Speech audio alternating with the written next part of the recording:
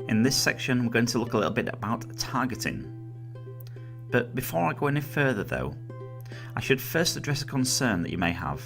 After all, wasn't this supposed to be a course about burning belly fat specifically?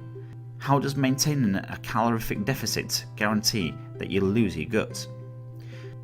Well, women who are following this course might even be worried that they'll lose weight from places that they won't want to, like their breasts.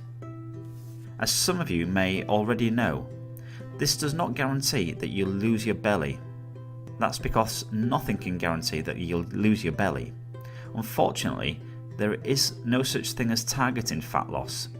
That is to say that you can't choose which part of your body you want to improve the looks of and then conveniently blast fat from there.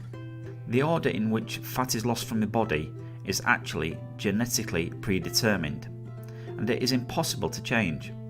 Some people will lose weight from their guts first, and those people are very lucky indeed. Other people might want to lose it from their arms first. As of right now, science has no way of helping you choose which order things happen in for you. So the only way you can burn belly fat is to burn all fat and then feel safe in the knowledge that it is going to eventually reach your belly.